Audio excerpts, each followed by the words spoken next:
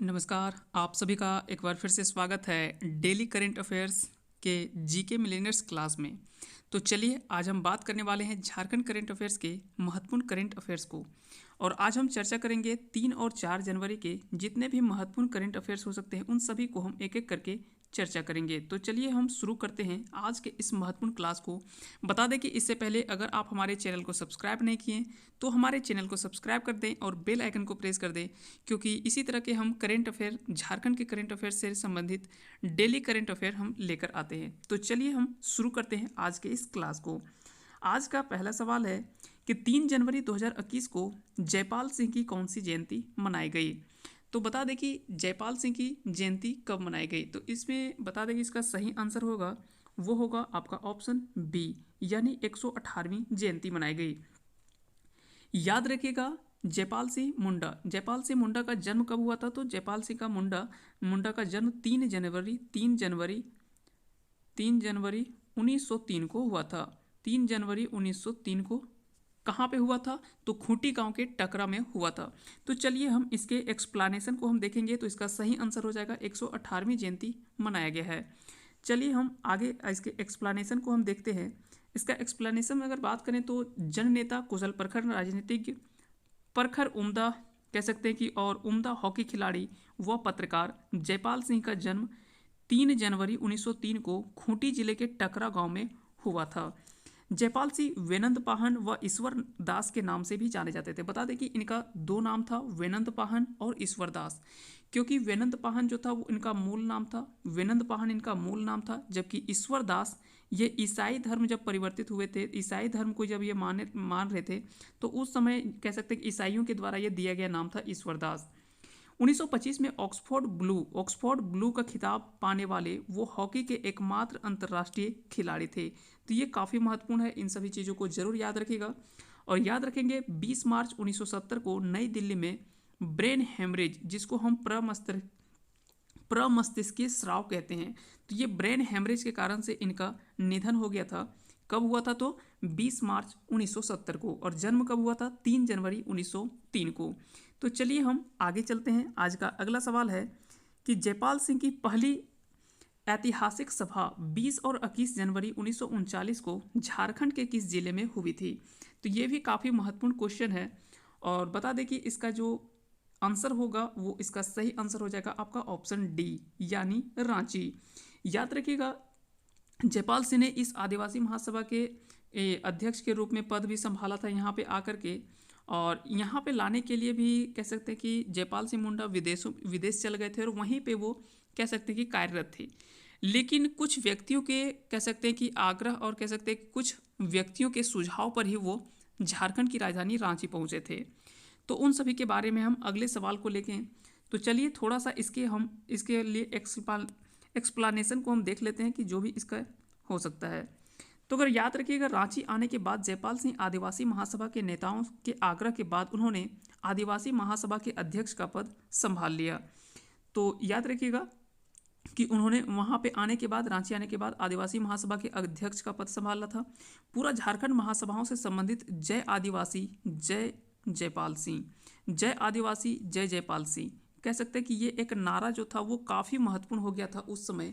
ये पूरा झारखंड कह सकते हैं उस नारा से गूंजता था। साथ ही साथ याद रखेंगे ये लोग इन्हें मुंडा राजा के नाम से भी कह सकते हैं कि मुंडा राजा कहकर पुकारते थे। तो मुंडा राजा की उपाधि दिया गया है। तो आज भी जयपाल सिंह को मुंडा राजा के नाम से जाना जाता है। जैसे बिरसा मुंडा को धरती आबा के नाम से बोला जाता है, उसी तरह से कह सकते हैं कि जयपाल सिंह को मुंडा राजा के नाम से पुकारा जाता है। आगे चलते हैं। अगला सवाल है इनमें से किसके सुझाव पर जयपाल सिंह मुंडा विदेश को छोड़कर रांची यानी झारखंड आए थे।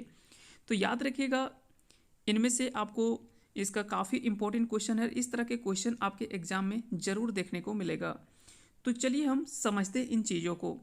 तो जयपाल सिंह दरअसल उस समय विदेशों में काम कर रहे थे। तो वहीं पर कुछ व्यक्तियों से कह सकते हैं कि उस समय तत्कालीन गवर्नर सर मॉरिस हैलेट और मुख्य सचिव रॉबर्ट रसेल, ये दो व्यक्ति ऐसे थे जिनके कह सकते हैं कि सुझाव पर मुख्य रूप से, हालांकि आदिवासी महासभा के नेता भी कई दिनों से इनका आग्रह कर रहे थे कि वो झारखंड के जो भी झारखंड आंदोलन से जुड़ा हुआ है, लगा हुआ है, उन आंदोलन में वो भाग ले।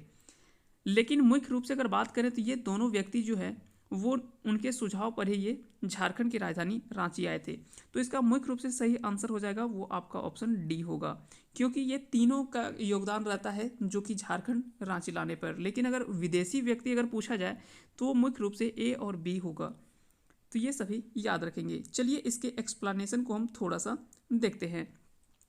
तत्कालीन गवर्नर सर मॉरिस हैलेट ने जयपाल सिंह को सुझाव दिया कि झारखंड आंदोलन तो शुरू हो गया है, लेकिन एक कुशल प्रतिनिधित्व की कमी है, क्योंकि उन्होंने बताया कि झारखंड में आंदोलन तो चल रहे हैं, लेकिन उनका प्रतिनिधित्व करने के लिए उस तरह का एक कोई कुशल व्यक्ति नहीं देखने को मिल रहा है। तो अगर आप जाके वहाँ पे अगर इसका प्रतिनिधित्व करते हैं तो कहीं ना कहीं ये अच्छा होगा। और सर हैलेट और रॉबर्ट रसेल के सुझाव पर ही जयपाल सिंह रांची लौटे। इन सभी के कह सकते हैं कि सुझाव पर ही रांची लौटे और झारखंड आंदोलन की अगुवाई करने का फैसला किया था। रांची आने पर पहली बार इनकी मुलाकात राय साहब, Bandi Oraon, Paul Dayal, Ignes Bek, Theble Oraon, Theodore Surin और जूलियस तीगा आदि नेताओं से हुई थी। बता दें कि उन दिनों यह सभी नेता जितने भी नेता थे वो झारखंड आंदोलन की कमान संभाले हुए थे। कह सकते हैं कि उन समय झारखंड आंदोलन से ये सभी व्यक्ति जुड़े हुए थे, तो इनका जो है वो प्रमुख योगदान माना जाता है। तो इस तरह से याद रखिएगा इन सारे महत्वपूर्ण क्वेश्चन को।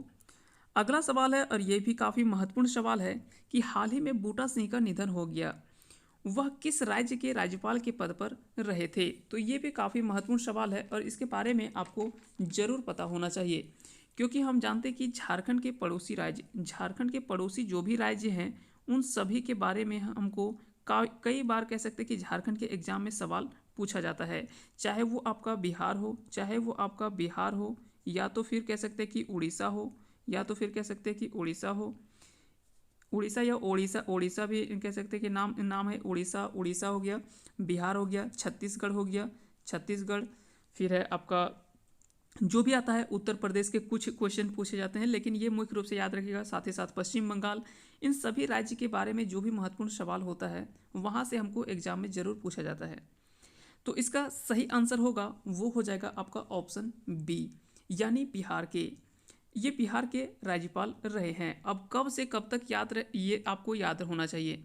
ये 2004 से लेकर 2006 तक, 2004 से लेकर 2006 तक, 2004 से लेकर 6 तक ये बिहार के राज्यपाल रहे थे। तो चलिए इसके बारे में थोड़ा सा हम डिटेल से जानते हैं। डिटेल से हम थोड़ा सा इसके बारे में हम जानने का प्रयास करते हैं। इनका जन्म 21 मार्च 1934 को मुस्तफ़ापुर, जालंधर जिला, पंजाब में हुआ था। तो याद रखिएगा इनका जन्म अगर पूछा जाए कि बूटा सिंह का जन्म कब हुआ, कहाँ हुआ था, तो जन्म हुआ था 21 मार्च 1934 को। और कहाँ हुआ था, तो मुस्तफ़ापुर, जालंधर, पंजाब में। यह 1986 से 89 तक भारत के गृह मंत्री के पद पर रहे थे। तो ये भी काफ़ी महत्वपूर्ण सवाल यहाँ से बन सकता है। साथ ही साथ याद रखिएगा कि 2004 से लेकर 2006 तक ये बिहार के राज्यपाल रहे थे और ये राजस्थान के जालौर लोकसभा निर्वाचन क्षेत्र से 4 बार सांसद रह चुके हैं। ये भी काफ़ी महत्वपूर्ण कह सकते कि पॉइंट है। इन सभी चीज़ों को जरूर याद रखेंगे। और इनका निधन 2 जनवरी 2021 को एम्स नई दिल्ली में हो गया। तो इन सभी महत्वपूर्ण पॉइंट को आप याद रखेंगे। चलिए आगे चलते हैं और आज का अगला सवाल है कि झारखंड के किस कवि व लेखिका को तक्षशिला बाल साहित्य पद का सृजन पद का कह सकते कि पीठ फेलोशिप अवार्ड के लिए चुना गया है। तो वो हो जाएगा आपका अगला सवाल है, झारखंड के किस कवि व लेखिका को तक्षशिला बाल साहित्य सृजन पीठ फेलोशिप अवार्ड के लिए चुना गया है। तो इसका सही आंसर हो जाएगा आपका ऑप्शन बी, यानी जयसिंता किरकेटा को। जयसिंता किरकेटा को याद रखिएगा इस अवार्ड से सम्मानित किया गया है। आगे हम इसके बारे में थोड़ा सा हम चर्चा करते हैं कि इन्हें ये अवार्ड किस लिए मिला है। तो इसका सही आंसर होगा जयसिंता किरकेटा।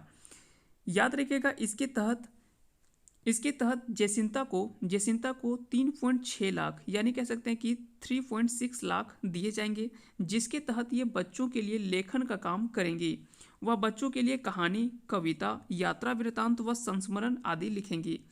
इसके तहत कह सकते हैं कि कवि, लेखक व अनुवादक असद जैदी और बर्लिन जर्मनी में रहने वाले भारतीय कलाकार एलन सो को भी इस अवार्ड से सम्मानित किया जाएगा। तो इन सभी नाम को आप याद रखेंगे। कौन कौन से हैं? तो जेसिंता किरकेटा, फिर है आपका अनुवादक और कह सकते हैं कि असद जैदी और एलन सो। तो ये तीनों नाम आप याद रखिएगा। आगे चलते हैं। अगला सवाल है, झारखंड में वाटर कनेक्शन रूल 2020। झारखंड में वाटर कनेक्शन रूल 2020 लागू किया गया है। इसके तहत कनेक्शन लेने के लिए अधिकतम कितने रुपए निर्धारित की गई है? तो ये भी काफ़ी महत्वपूर्ण सवाल है। यहाँ से वाटर कनेक्शन रूल 2020 लागू किया गया है। इसके तहत कह सकते हैं कि ये 7,000 से लेकर 42,000 तक, 7,000 से लेकर 42,000 तक इसका प्रावधान किया गया है कि 7,000 से लेकर 42,000 रुपये तक आप कह सकते हैं कि कनेक्शन लेने के लिए आप उसका दे सकते हैं। अब ये डिपेंड करता है एरिया के आधार पर, आपको जिस तरह से जितना क्षेत्रफल के अनुसार से आप लीजिएगा उस तरह से आपको कह सकते कि कनेक्शन लेने के लिए आपको पे करना पड़ेगा। तो इसका सही आंसर होगा आपका ऑप्शन डी, क्योंकि यहाँ पे अधिकतम पूछ रहा है। तो अधिकतम होगा 42,000 और 7,000 से लेकर 42,000 तक इसका रखा गया है। अगला सवाल है, झारखंड के किस खिलाड़ी का चयन भारतीय महिला हॉकी टीम में हुआ है? तो ये भी काफ़ी इंपॉर्टेंट सवाल है। तो इसका सही आंसर होगा, जैसे ऑप्शन है सलीमा टेटे, रानी रामपाल और निकी प्रधान। तो रानी रामपाल हम जानते हैं कि ये भारतीय हॉकी टीम की ये कैप्टन है और ये अंतर्राष्ट्रीय स्तर पर खेलती है। ये तो झारखंड की लेकिन नहीं है। लेकिन झारखंड के जो मुख्य रूप से है तो वो है सलीमा टेटे और निकी प्रधान। ये दो खिलाड़ियों को, यानी इसका सही आंसर होगा आपका ऑप्शन डी, यानी इसका सही आंसर हो जाएगा आपका ऑप्शन डी, यानी सलीमा टेटे और निकी प्रधान। ये दोनों का चयन जो है वो भारतीय महिला हॉकी टीम में हुआ है। अब इनके बारे में हम थोड़ा सा जानते हैं। तो सबसे पहले हम आगे चर्चा करेंगे तो वो है निकी प्रधान के बारे में। तो चलिए आज हम निकी प्रधान से संबंधित जो भी महत्वपूर्ण पॉइंट है उन सभी को समझते हैं। निकी प्रधान का जन्म 8 दिसंबर 1993 को खूंटी जिला में हुआ था। तो अगर पूछा जाए कि निकी प्रधान का जन्म कहाँ हुआ है तो खूंटी जिला में 8 दिसंबर 1993 को हुआ है। यह पहली बार भारत के लिए बैंकॉक में हो रहे एशिया कप 2011 में खेली थी, जिसमें वह रजत पदक जीती थी। तो ये सभी पॉइंट को आप याद रखेंगे। साथ ही साथ याद रखिएगा 2016 में और 2016 में ये ओलंपिक में चयन होने वाली झारखंड की पहली महिला हॉकी खिलाड़ी बनी थी। तो 2016 में ये ओलंपिक खेलने वाली झारखंड की ये पहली महिला हॉकी खिलाड़ी बनी है। और साथ ही साथ 2017 में ये सीनियर एशिया कप ये जापान में होने वाली उसमें चयन होता है। साथ ही साथ 2018 में एशियन गेम्स जो कि इंडोनेशिया की राजधानी जकार्ता में हुआ था, तो वहाँ पे ये भाग ली थी। और साथ ही साथ 2001 के लिए जो कि हम ये सवाल था आज का आपका, तो 2001 में 3 जनवरी 2000 कह सकते कि 2021 से 4 फरवरी 2021 तक ये अर्जेंटीना में होना है, जिसके लिए 2 खिलाड़ियों का चयन किया गया है। तो ये दोनों नाम आप याद रखेंगे। पहला था निक्की प्रधान। चलिए हम दूसरा आगे हम चर्चा करते हैं। दूसरा है सलीमा टेटे। सलीमा टेटे के बारे में अगर कुछ हम महत्वपूर्ण पॉइंट को देखें तो झारखंड के एक छोटे से गांव की एक महत्वपूर्ण हॉकी खिलाड़ी सलीमा टेटे। और सलीमा टेटे याद रखिएगा ये डिफेंडर ये खेलती है।